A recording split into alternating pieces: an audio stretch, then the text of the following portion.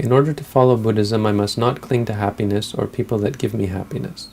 Does this mean that I shouldn't make friends and or stop associating with my friends, as I enjoy being around my friends and it gives me happiness?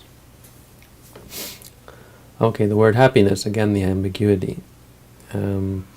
Buddhism says that none of that brings you happiness.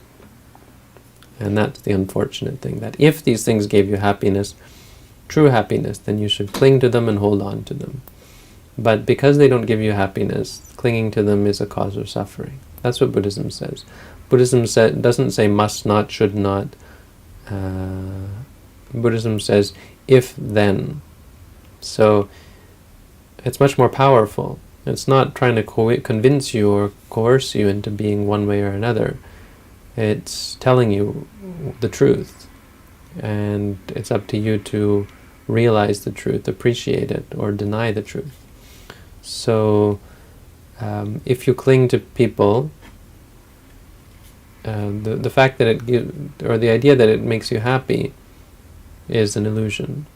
And as you practice meditation, you'll realize that it's not actually making you happy. It's actually just giving you some pleasure, which entices you to cling stronger, which eventually leads to repeated distress and suffering when every time you don't get what you want, or every time you're forced to strive for the pleasant states again. So the enjoying being around your friends, except where it's involved with wholesomeness. There's the case where you're helping each other, where you're appreciating each other, where you're compassionate and so on, where you're able to support each other. That is positive. But the enjoyment, the liking or the attachment to pleasurable states is unwholesome and will lead you to suffering when you have to leave your friends, when you're surrounded by unpleasant people, etc., etc. It means you're vulnerable.